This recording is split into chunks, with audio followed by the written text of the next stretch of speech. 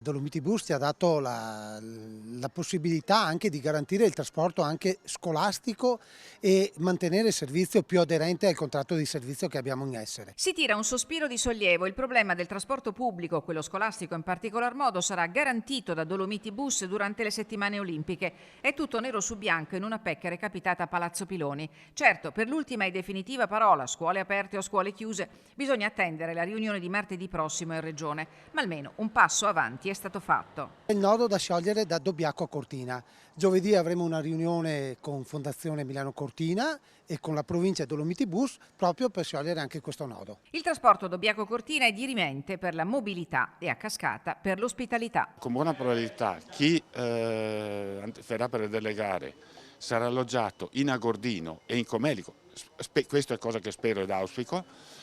È chiaro che dovrà avere un mezzo pubblico per portare la gente a Cortina, senza farla transitare per Longarone. Ricordando il dettaglio che le gare di bob, slittino e skeleton e curling si disputeranno in orario serale, quindi si dovrà evitare agli spettatori il disagio di tempi di spostamento pari o superiori a 3 ore.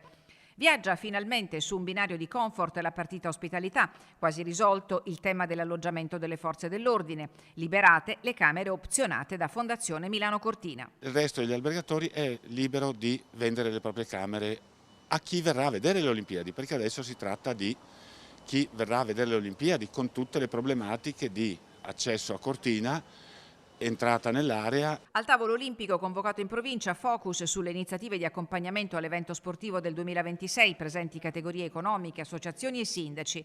A margine, sul tema delle opere olimpiche, il punto con il sindaco di Cortina Gianluca Lorenzi su trampolino e impianto di Socrepes. Per quanto riguarda l'ascensore del trampolino, sì, c'è questa criticità, stiamo cercando di risolverla, siamo lì apposta per risolvere i problemi, sarà fruibile da un punto di vista di servizi, rientrerà nel piano di legacy, quindi tante cose positive. Guardiamo il bicchiere mezzo pieno. Socrepes sicuramente si sta portando dietro delle criticità, adesso hanno nominato il commissario straordinario Saldini, speriamo riesca a risolverlo, sono convinto che riusciremo a farlo. Stiamo lavorando in tal senso, però ecco, ci tengo a sottolineare che per noi la sicurezza è prioritaria su tutto.